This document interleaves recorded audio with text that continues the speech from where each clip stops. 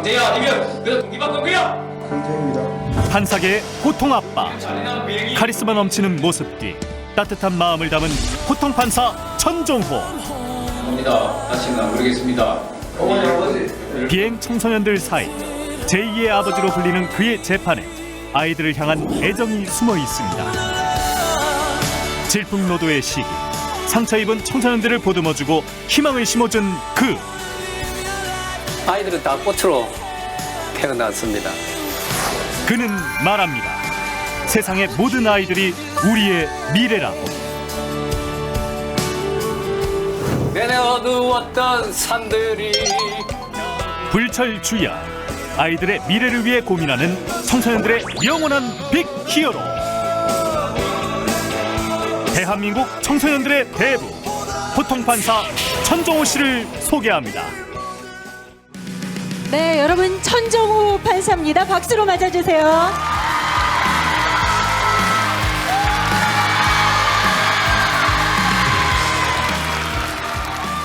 네, 판사님 반갑습니다. 네, 반갑습니다. 자, 먼저 오늘 이 자리에 한 3천여 명의 청소년들이 자리를 해줬거든요. 네. 이 청소년 여러분께 인사 먼저 부탁드립니다. 예, 반갑습니다. 부산가정법원 천종호 호통 판사입니다. 네. 그런데 맨날 법정에서 우리 청소년들 맞이하시잖아요. 네. 그런데 이런 무대에서 우리 청소년들과 마주한 느낌 어떠세요? 예, 아이들이 저 앞에서 법정에 설 때 기분이 아닌가 싶습니다. 많이 떨리고 긴장이 됩니다. 예. 우리 나에게 해주는 게 뭐 있어요? 내 자신이 이기적 욕심만 채웠다든지 내 인생의 스토리텔러가 되어 주십사. 지금부터 준비하셔야 됩니다. 방금 소개받은 호통 판사 천종호입니다. 저는 판사 생활한 지 19년 차, 소년 사건은 6년째 맡고 있습니다. 우연히 창원지방법원에서 소년보호 사건을 맡은 이후로 여러분들의 삶이 너무나 힘들게 느껴지고 또 그중에 특히 위기 청소년, 비행 청소년들의 삶이 너무나 힘든데 그들을 도와주는 우리의 환경이 열악함을 느끼고 제가 소년재판을 계속해 오고 있습니다. 올해로 만여 명의 아이들이 저 앞에서 재판을 받았습니다. 어느 시인이 이렇게 말씀하셨습니다. 흔들리며 피는 꽃이라고. 여러분들도 흔들리며 피는 꽃이고요. 우리 인생 모두 흔들리며 피는 꽃입니다. 여러분 달동네라고 아시죠? 달동네. 산 위에 언덕 위에 집을 지을 수 없는 곳에서 지어진 집들이 많은 동네가 달동네인데요. 판사님이 부산에서 가장 유명한 달동네인 아비동 까치고개에서 나고 자라고 지금도 부산에서 생활하고 있습니다. 제가 초등학교 때는요 육성회비라고 해서 큰 돈은 아니었지만 육성회비도 못 내서 학교를 자주 결석을 했습니다. 이 짜석들아, 하루 이틀도 아니고 맨날 며칠을 이게 뭐 하는 게고 이게? 너희들 부모들은 자석들을 왜 건사하는 기고? 왜? 이 자석이 어디서 눈을 치기 떠나 이게? 마, 너희 아버지 뭐 하시노? 선생님. 와, 엔 꼽나? 네. 이래?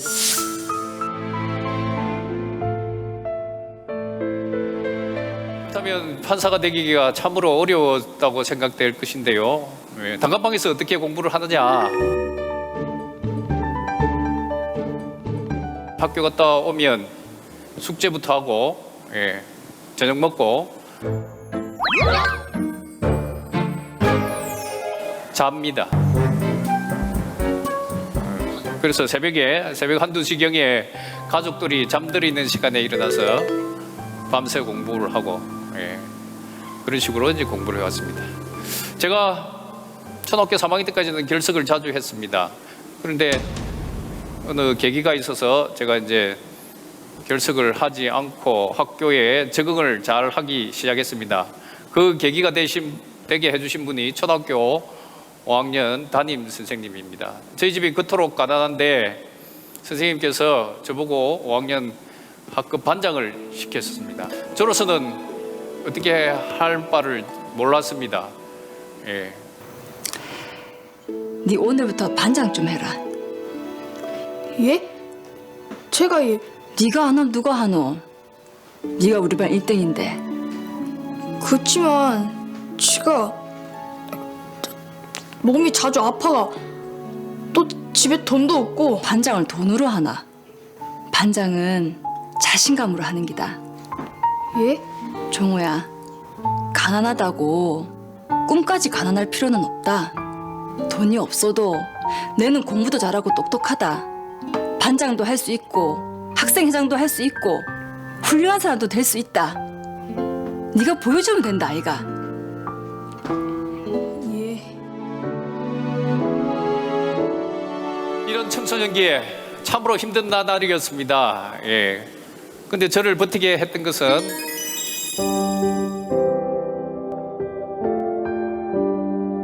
꿈입니다. 꿈.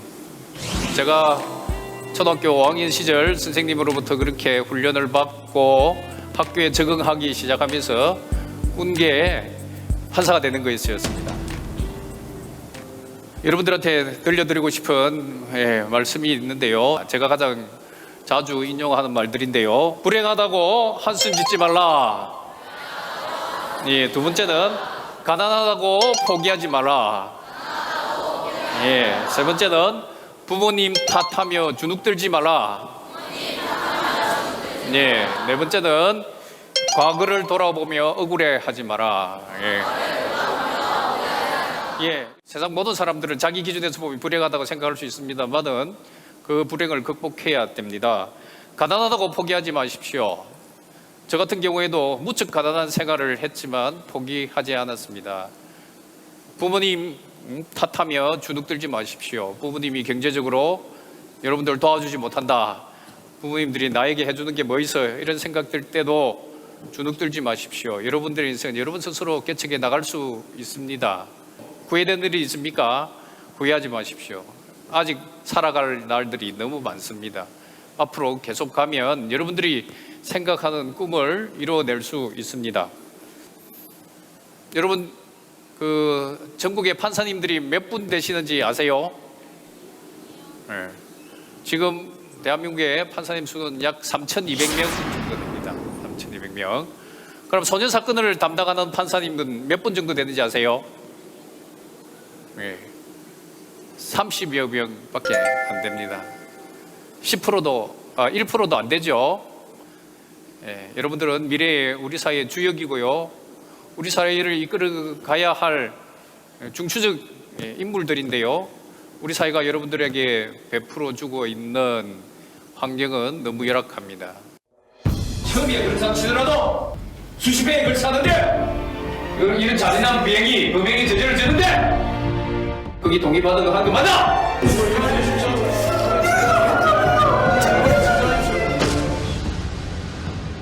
제가 호통을 치는 모습이 여러분들에게는 굉장히 인상적으로 다가갈 겁니다. 호통을 통해서요 인생의 전기를 터닝 포인트를 마련했으면 하는 바람에서 합니다. 호통을 당하는 것은 아이들뿐만 아닙니다. 그 아이들을 방치하고 버리고 또 제대로 보살피지 못한 부모님들에게도 호통을 치고요. 가끔은 시도 읽힙니다. 제가 가장 좋아하는 시가 하나 있습니다. 일본 할머니 시인 시바타 도요라는 할머니 시인께서 99세 때 출판한 시집에서 나온 시입니다. 있잖아, 불행하다고 한숨 짓지 마. 햇살과 산들바람은 한쪽 편만 들지 않아.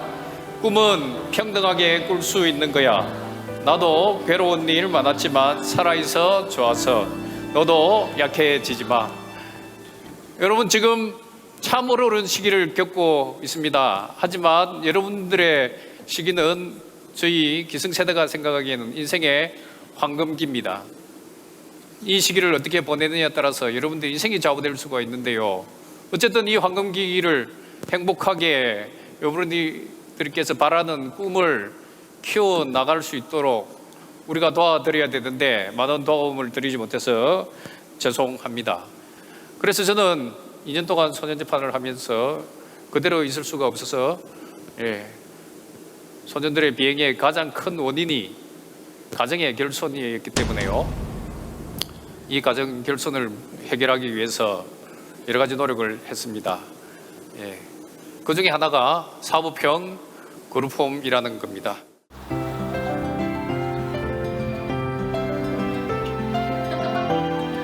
결손 가정이나 저소득 가정의 아이들의 재비행을 막기 위해 천정호 판사가 만든 대안가정이다. 2010년 11월 창원에서 처음으로 시작된 제도인 사법형 그룹홈은 소년범들에겐 가정과 같은 환경처럼 편안하게 보낼 수 있는 안식처이기도 하다. 여기 있으면서 집보다 더 좋은 점은 애들이랑 같이 지내면서 외로움도 덜 느끼고 공부할 수 있는 환경도 만들어주고 학원도 다니고 부모님은 아니지만 이제 어른한테 이렇게 사랑받는다는 느낌을 받을 수 있는 점, 그런 점이 좋아요.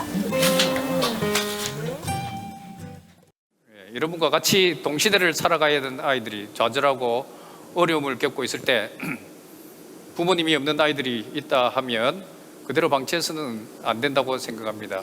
정의로운 사회를 위해서는요, 그 아이들에게도 따뜻한 가정 유사의 공동체를 만들어 주어야 한다고 생각합니다. 그렇게 한번 기회를 준 다음에 엄벌해도 늦지 않았다고 생각합니다. 그래서 판사님은 기회를 한번 주고 그 다음에 재비행을 해오는 아이들에게는 엄하게 처벌합니다. 그래서 별명이 1010호입니다. 10호 처벌을 많이 한다고 했어요.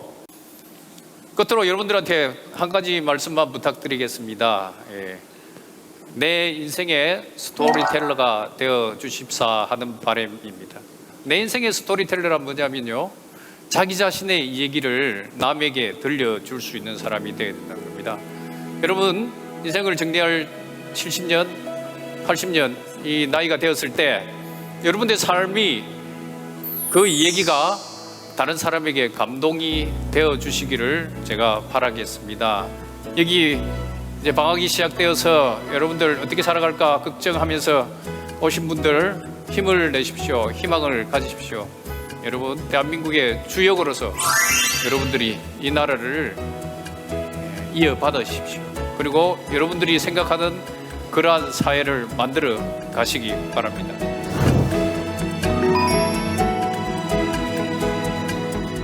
감사합니다.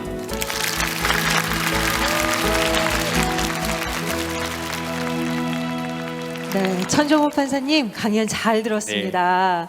그런데 보통 우리가 판사님 하면 이렇게 떠오르는 이미지는 드라마 같은 데서 보면 굉장히 이렇게 딱 법정에 근엄하게 앉아 계시고 땅땅땅 이렇게 치고 조용조용하게 얘기를 하시는데 천 판사님 그렇게 호통을 치시는 어떤 특별한 이유가 있으세요?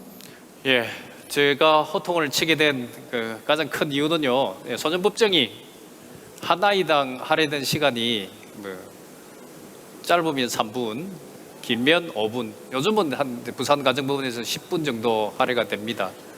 근데 그 10분이라는 시간이 인생에 있어서 큰 계기가 될 수가 있거든요. 그 두려움이 평생의 기억이 되어서 다시는 재비행을 하지 않았으면 하는 바람에서 호통을 치고 있습니다. 그런데요, 우리 학생들, 여기 있는 학생들이요, 판사님의 이야기를 듣고 궁금한 점을 좀 물어보고 싶대요. 그래서 지금 이제 질문들을 막 쏟아낼 텐데요. 자, 그러면 지금부터 한번 시작을 해보도록 하겠습니다. 천정호 판사에게 묻는다 모바일 톡톡 코너 시작해 보겠습니다. Tes copains, tes amis sont venus cet après-midi. Fêter ton anniversaire, tu vas souffler les bougies. C'est la 부용고등학교 1학년 6반 김은영 학생이 여러 청소년들이 법정 앞에 서 있을 때 보면은 무슨 생각이 드시나요? 지난 금요일도 재판을 했습니다. 학교 폭력 사건으로 8명의 가해자들이 법정에 섰는데요. 그 아이들이 학교 폭력을 저지른 근본적인 원인이 기본적으로 장난에서부터 시작되었거든요. 친구가 집단적으로 학교 폭력을 당하는 데 대한 아픔을 이해하지 못한 데서부터 시작되었습니다.